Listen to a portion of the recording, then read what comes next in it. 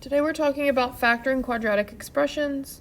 We've already talked about quadratic expressions, it just doesn't have the equal sign to it. So what is factorization of a quadratic expression? It's where you're breaking a quadratic into two linear terms,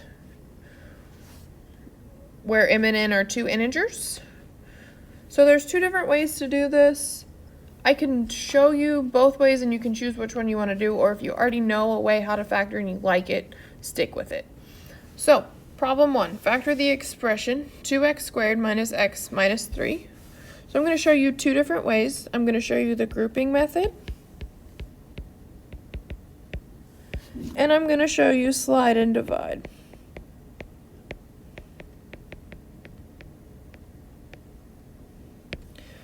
So, I don't care which one you choose, or if you have another one that works, there's about 1,000,005 ways to factor. Just pick one that works for you. So, for this grouping method, I'm going to multiply, this is ax squared minus bx plus c. So I'm going to take a times c and b and figure out what multiplies to a times c and adds to b. So in this case, 2 times negative 3 is a negative 6. And what adds to negative 1?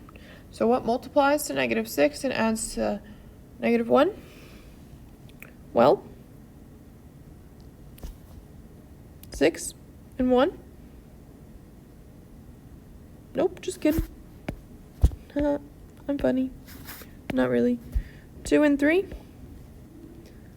And one of them's negative. Well, 3 is bigger, so 3 has to be negative. So when I do this, I'm going to have 2x squared. I always write the negative one first.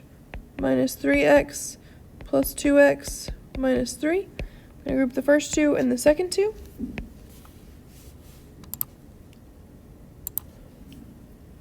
So I'm going to take out a 2x squared minus 3x. I'm going to take out my greatest common factor is just an x here. I have a 2x minus 3. And then I can take out a 1 because there's nothing else here and I need these two factors to be the same. 2x minus 3. So then I have here, I have x and 1, so that becomes a factor. And then I have 2x minus 3 is the other factor. So that's how you factor that, by grouping. You could also do it this way. You could take the 2x squared minus x minus 3. You could slide this 2 to the 3, meaning multiply them.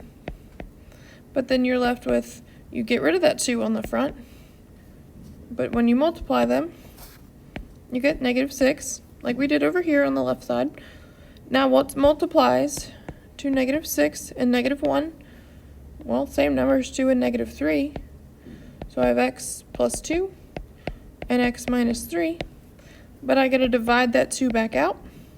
And when I do, x plus 2 over 2 is 1.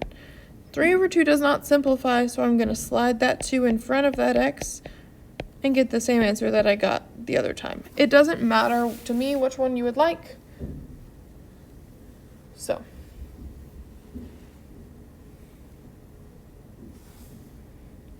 either way, you might also know a different way to factor. It's up to you. So factoring by formulas, square of a sum, or two perfect squares.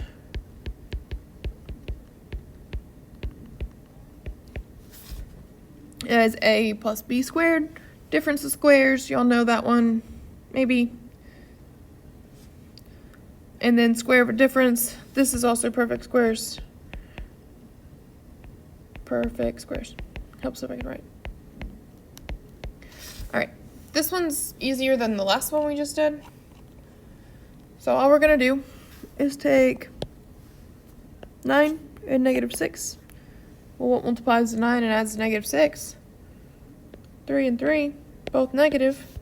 So x minus 3 times x minus 3. And since they are the same, I can do x minus 3 squared.